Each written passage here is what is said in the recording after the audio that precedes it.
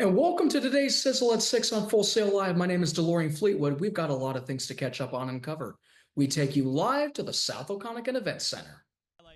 Game 2 of the Western Conference Semifinals Fred Page Cup playoffs, Penticton V's Cranbrook Bucks. Penticton took the first game a couple of nights ago.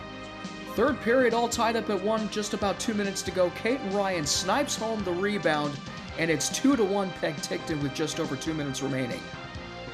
And after a nice save by Ethan Bonaventura, he would have 18 on the night.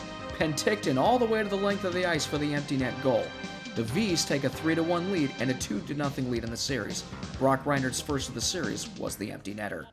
From the ice to the gridiron, we give you AF1 football and a rematch of last year's Arena Bowl. The Billings Outlaws head to Albany to take on the hometown Firebirds.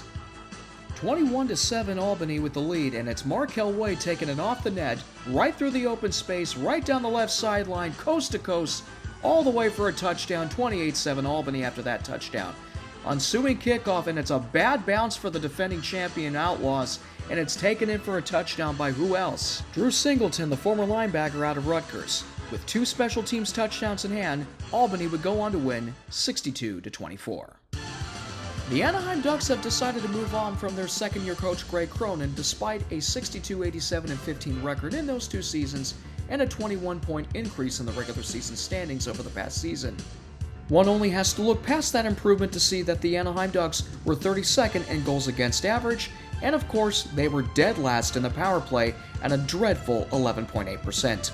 Whoever the Ducks decide to hire as a new voice in the room will have players like Trevor Zegras, Troy Terry, Mason McTavish, and Cutter Gauthier to work in the room for the years to come. Anaheim also has over $30 million in cap space that should help them be able to contend for a playoff spot in 25-26. Whoever the Anaheim Ducks choose to hire for their next head coach has a plethora of young talent and over $30 million in cap space. Whether it's Peter Lavalliette, Joe Quenneville, or David Carley, who is not going to be renewing his contract with the Team USA junior team, either way, whoever comes to Anaheim is going to have a cool breeze of a time coaching young talent like Trevor Zegras in Orange County. The Oklahoma City Thunder set a record margin of victory for their Game 1 win over the Memphis Grizzlies by 51.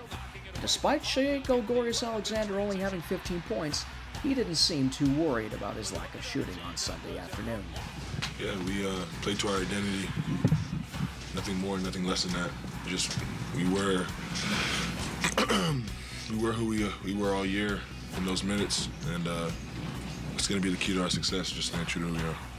The 2025 Stanley Cup playoffs started with a come-from-behind win for the Jets in front of the Whiteout in Winnipeg. Head coach Scott O'Neill highlighted the keys to starting fast and overcoming adversity when playing the Blues in Game 1. Yeah, thought the first period we looked real nervous. Just kind of trying to find our way, kept going, and built it up in the second. But then, stuck with it and really played well in the third. But come back at 11 o'clock for the 11 o'clock Elevate right here on Full Sail Live. Coming at you from Los Angeles, California, I'm DeLorean Fleetwood. We'll see you later tonight.